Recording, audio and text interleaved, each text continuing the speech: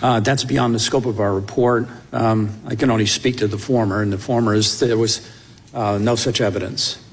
As we report in the report, there was... was Danchenko a Russian intelligence source? Mr. Danchenko had been investigated by the FBI for espionage. They closed the case when they mistakenly thought he had left the country. Mr. Danchenko's status in connection with that espionage matter was never resolved by the Bureau. The Bureau, in fact, never opened it. And he was the source for much of the Steele dossier. He said that he was responsible for 80% of the intelligence in the dossier and 50% of the analysis. Who commissioned the Steele dossier? The Steele dossier was done by Fusion GPS, who was hired by Perkins Coie, who represented the Clinton campaign. And so what role did the Clinton campaign play in this hoax? I'm sorry, did they play? What role did the Clinton campaign play in this hoax? The Clinton campaign funded the work, opposition research that was done by Fusion GPS, and GPS paid Mr. Steele for the dossier. And who in the Clinton campaign approved that relationship? Well, we lay some of that out in the report. I think it was Mr. Elias, who was general counsel to the campaign, who engaged the services of Fusion GPS. Mr. Jordan referenced the Clinton plan intelligence. Exactly what was the Clinton plan? Based on declassified documents that in the public record, there was intelligence information that was received at virtually the same time that the information came from the Australians. I mean, within a day or two. That intelligence included information that there was a purported plan designed by one of Mrs. Clinton's foreign policy advisors to create a scandal tying Donald Trump to the Russians. That's the essence of the intelligence as contained in the declassified information. Did the president receive this intelligence? On August 3rd of 2016, then Director Brennan had briefed the president, vice president, director of national intelligence, the FBI, the attorney general, and others. When you say the FBI, you mean Mr. Comey? He had, on August 3rd, it was conducted at the White House. It was Director Comey himself. So Mr. Comey knew about this. President Obama knew about this. Vice President Biden knew about this. But it wasn't provided to the agents on the case or provided to the secret FISA court. Is that correct? That's correct. Why wasn't it? Oh, we can tell you what the facts are. People can draw their own conclusions from that. About the Papadopoulos comments at the bar that were used as justification for this whole thing, what would the FBI have learned had it looked into this information honestly? If before opening Crossfire Hurricane they had checked their own files and communicated with other intelligence agencies and the like, they would have found that there was nothing at that time in their files that would corroborate the information, the suggestion of a suggestion that the Russians might provide some kind of assistance. There's nothing in their files that would corroborate that. The Steele dossier was entered in the congressional record. Was it true?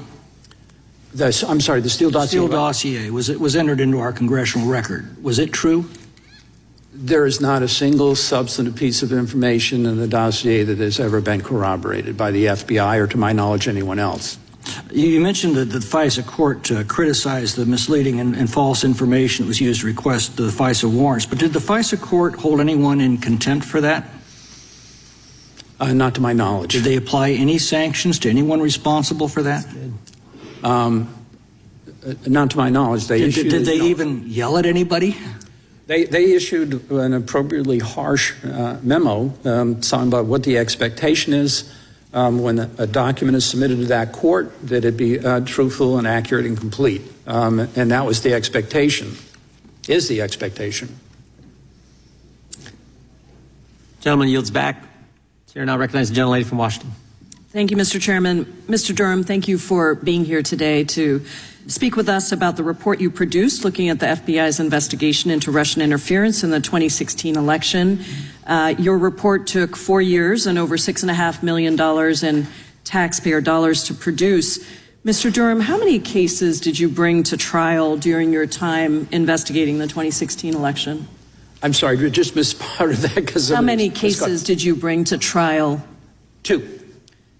And in how many of those 2 cases did the juries vote to convict? Neither one. Neither one. Neither jury voted to convict the gentleman that you prosecuted, and in fact, in one case, the trial judge threw out one of your charges because the claim that you were charging as false was, as he put it, literally true. Mr. Durham, I think you were given an impossible task by Attorney General Bill Barr. He asked you to figure out how to make Donald Trump's Spygate claims true. But you couldn't do that because you quickly realized that the claims were false.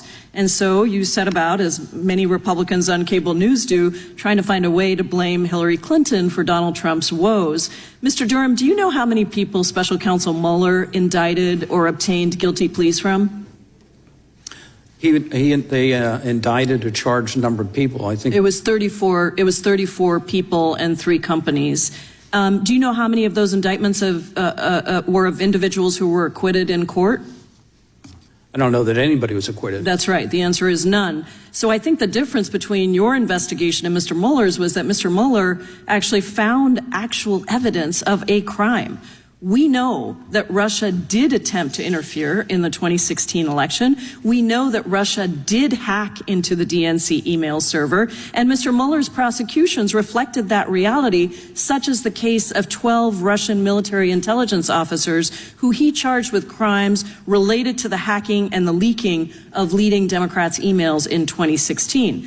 Similarly, Mr. Mueller found repeated instances of Trump campaign associates lying when asked about their interactions with Russian interests. And as a result of Mr. Mueller's investigation, George Papadopoulos pleaded guilty in October of 2017 to making false statements to the FBI. Trump campaign aide Rick Gates pleaded guilty to 1 false statements charge and 1 conspiracy charge. Trump National Security Advisor Michael Flynn pleaded guilty to making false statements to the FBI. And in November of 2019, Trump advisor Roger Stone was convicted on 7 counts, including lying to the House Intelligence Committee and tampering with a witness.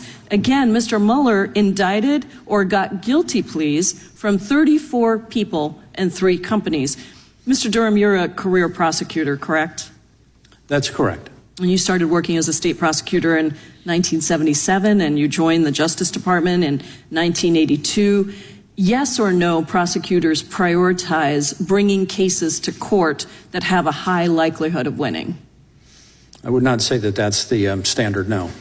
So you don't think that to call an investigation successful, you should at least reveal some new information? Most of your report, Mr. Durham, is a rehashing of old news, including process-related concerns that the FBI had already addressed. In fact, that's why you said you were not recommending any further changes to FBI policies or procedures. So at the very least, I would think that you would need to win some of the cases on their merits. But that's not what happened, and that's not what MAGA Republicans are looking for. Chairman Jordan seems to be looking for any excuse to discredit law enforcement and DOJ, who are finally holding Donald Trump accountable for his serious violations of the law. Violations, by the way, that Donald Trump just admitted to last night on Fox News. Americans will see through this facade, and I wanted to ask Mr. Schiff if he wants my additional 40 seconds of time. If so, I yield. Thank you. I just want to follow up on my question before. Nora Danahy was a very well-respected member of your team. Why did she resign? I'm sorry? Nora Danahy was a very well-respected member of your team. Why did she resign? That's not part of the report, and I'm not going to discuss internal matters. Did she resign over disagreement she had with you about how you're handling the investigation? It's not part of the report. I'm not going to discuss it. It's not part of the report, regard for Ms. Danahy. But you know the answer, Mr. Durham. Why won't you tell us? I think because that's not part of the report. That's not part of the mission, and I'm not going to discuss internal discussions. I can tell you this. that with respect to every major decision that was made by our team, every agent and every lawyer had a full voice in expressing their opinions, and we proceeded accordingly, with me making the final Some decision. voted with their feet to leave your office. The time of the gentlelady has expired. I yield back. Gentlelady yields back. Gentleman from Texas is recognized. Thank you, Mr. Durham. That's not part of the report. It is a lot of what I've heard from my colleagues on the other side of the aisle. One of my colleagues from California said, I don't know what we're doing here. And what we're doing here is going through this very damning report. The FBI has failed many times over the years that you investigated them. I'd like to ask, did the FBI open Crossfire Hurricane without speaking to the people who provided the information? Yes. Did the FBI open Crossfire Hurricane on a Sunday, only 3 days after reviewing the information? Yes. Did the FBI open Crossfire Hurricane without any significant review of its own intelligence database? Yes. Did the FBI open Crossfire Hurricane without interviewing the essential witnesses? Yes. Did the FBI open Crossfire Hurricane without using any of the standard analytical tools typically employed in evaluating intelligence? Yes. Did the FBI consider the possibility that it was the target? It didn't appear so to me from the evidence. And so I'm curious if you could tell me, because I'm not a prosecutor, some of my colleagues here are, but the average American is not. Can you tell us why and under what motivation would a prosecutorial agency act in such a way where it willfully ignores multiple instances of exculpatory evidence throughout the course of its investigation? Because I just don't understand that. That, in my experience, that is not the norm. That's not how the FBI performs. In this particular case, as is reflected in the report, there appear to be persons in the FBI who were central to opening the investigation that had rather strong views concerning then candidate Trump. And we've heard in your report that you reference confirmation bias. And a lot of times, or sometimes, we see that the investigators, perhaps the FBI investigators, they have a confirmation bias because they want a guilty outcome. They want to find the suspect guilty. But we did not see that to be the case for Hillary Clinton. So it makes me think that based on the investigation into the conduct and the continuous disregard for duty, there was obviously a special motivation to find this suspect, Donald Trump and his campaign, guilty above anyone else. Would you agree? I can speak to what the facts show, as documented in the report. Again, people draw their reasonable inferences, conclusions from those facts with an honest reading of the report. If either you or someone on your team willfully ignored exculpatory evidence, refused to interview key witnesses, favored one suspect over another, or did any or all of the things that the FBI did during Crossfire Hurricane, would you face repercussions? There ought to be repercussions. If that ever happened in connection with an agent that I was working with and I knew about it, the first thing would be to report it to the court, and the probably second thing would be to report it to their superiors. The third thing would be sure that that agent never worked with me again. I appreciate that. I also appreciate your remarks earlier in your open testimony where you said, my colleagues and I carried out our work in good faith, with integrity, in the spirit of following the facts wherever they lead, without fear or favor. I believe you did that. I'm disappointed in some of my colleagues that have said disparaging remarks about you. I've seen very few that actually talk about your report. They want to talk about everything else, which tells me you're onto something. I'd also yield the balance of my time to the chairman. I appreciate the gentleman for yielding. So Danchenko is the primary subsource. A few years before he does this work, he was investigated by the FBI for espionage. Is that right, Mr. Durham? Correct. And that case was halted because the FBI thought he left the country, right? Correct. Had he left the country? No. Where was he living? He remained living in the place that he was living when they opened the investigation. Right here in D.C., right? Yeah. He hadn't left anywhere. He's right here in D.C., and we're going to stop this. And then they go hire him, use the tax money of the people I get the privilege of representing to pay this guy who they obviously knew was a Russian spy. They hire him, who's the source of all the false information. Is that true? They paid him, they hired him, and they paid him. Couple $100,000 if I recall, right? It's over $200,000. Yeah, and then this guy is hanging out with Dolan, Charles Dolan, who's a buddy of the Clintons, who's also a source for the false dossier that was used to spy on an American citizen. He's hanging out with Dolan. In fact, don't they meet on a park bench somewhere in Arlington, Virginia on New Year's Day? New Year's Day, middle of the day. This is straight out of the movies, right? And the FBI says, but we're not going to talk to Charles Dolan. I mean, this is two of the dumbest things I've ever heard of. They won't talk. They pay a guy who's a Russian spy who's the source of the dossier. The other source of the dossier is Charles Dolan, who meets with that guy on a park bench in Arlington, and they don't want to interview him. I mean, you can't make this stuff up. But that's what Comey's FBI did. And they're still doing this kind of baloney because Mr. D'Antuono told us so, running operations, running investigations out of headquarters instead of assigning a U.S. attorney, a job you did for a long time and did very well. That is a huge problem. And your report, that's why your report's valuable. Gentlemen, I yield back to the gentleman who was out of time, and we now recognize the gentleman from, Mr. Craig. I'm sorry, right here. The gentlelady from Pennsylvania is recognized for 5. Thank you. And thank you for coming to testify today. I know it's not a comfortable experience, obviously. And clearly the questions have exposed that we have many areas of disagreement across the aisle, but I am relieved that we have no disagreement about one of the fundamental conclusions of your report, that it was incumbent upon the FBI to open some form of investigation when presented with evidence that a presidential candidate and his associates are either coordinating campaign efforts with a hostile nation or being manipulated by such a hostile nation. And that is a fundamental conclusion, right? Some form of investigation was necessary. Right. I mean, the FBI, when they receive information, disinformation, other information, they almost always have some obligation to assess that information. Sure. That's what the assessment is about. Sure. So we've established over the course of questions that the current Attorney General, Merrick Garland, allowed you to run your investigation, I think you said, independently and without interference, right? That's correct. Okay.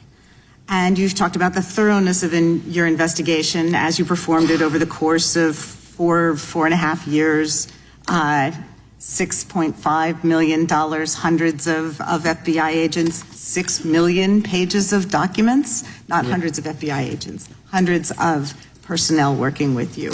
That would not be accurate, but. Okay. Well, you also had the benefit of prior investigations, including the Mueller report. Correct. The 2019 Department of Justice Office of Inspector General's report, which concurred with you that there was an obligation to investigate, right? Yes. Although it disagreed with you about precisely the form, correct? I think it's more than form, but we had disagreement in that regard. And there was also a 2020 Senate Select Committee report on intelligence run by Senator Rubio that affirmed that Russia, in fact, had sought to interfere in our elections to benefit the Trump campaign, correct? The report, I don't remember if Senator Rubio was the chair at the time or not. Okay, but I don't think he was. Okay. So with all of that, you and Attorney General Barr had both been appointed by President Trump, right?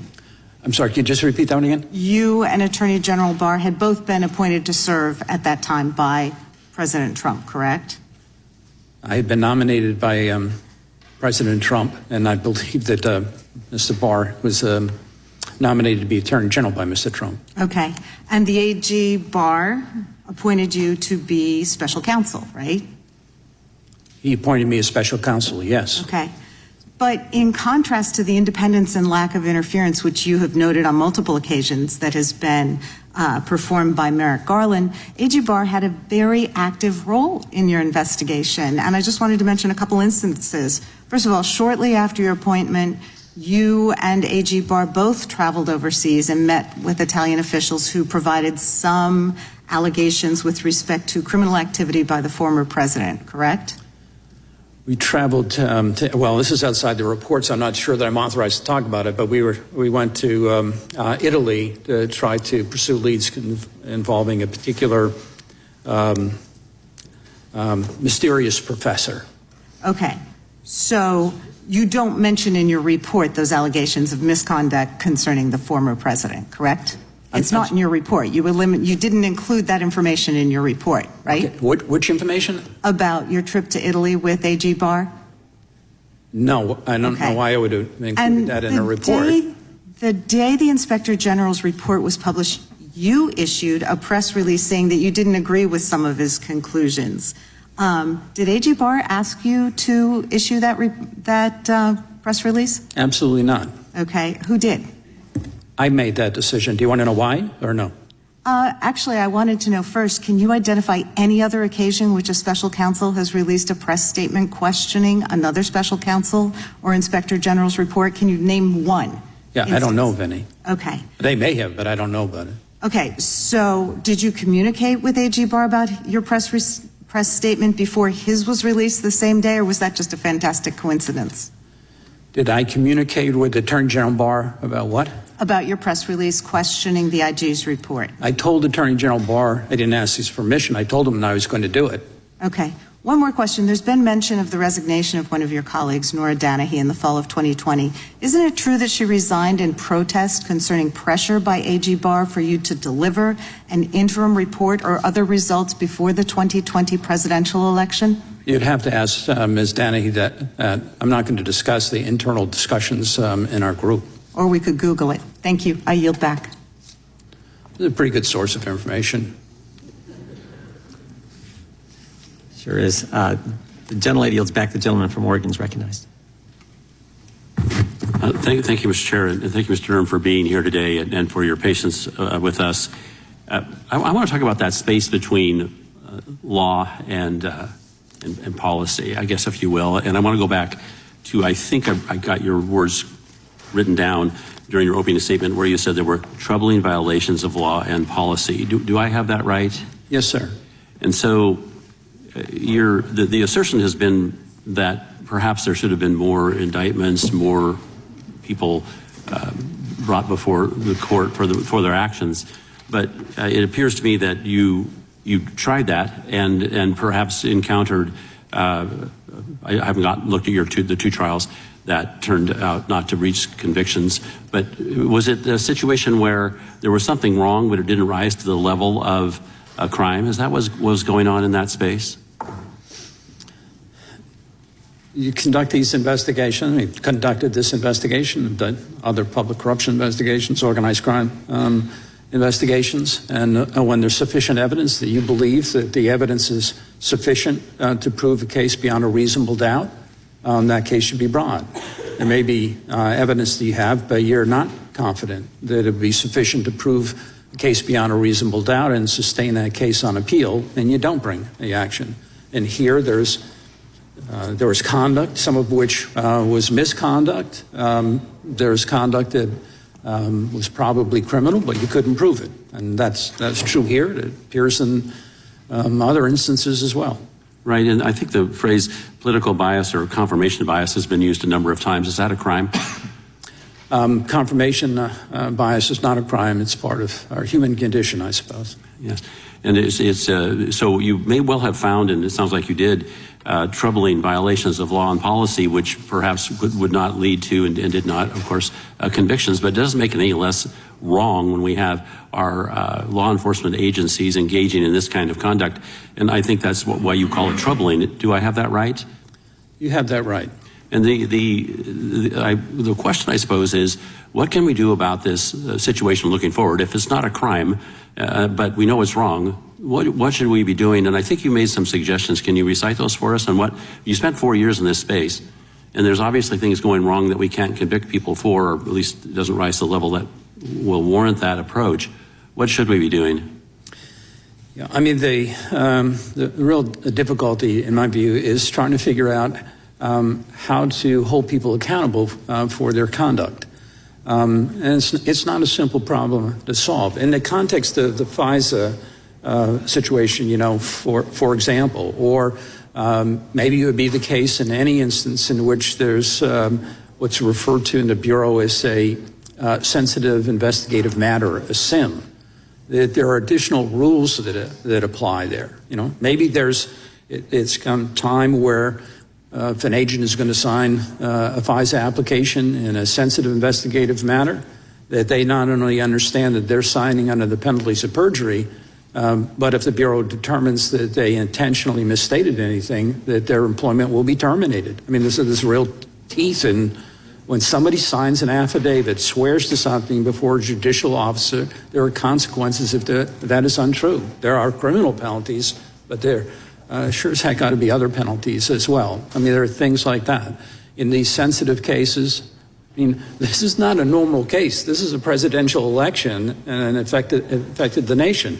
Maybe they ought to instill practice, for example, of red teaming, which we tried to do to an extent in our investigation, which is you have a group of people who take the opposite side to make the arguments to try to point out either where the weaknesses are or where additional evidence needs to be developed.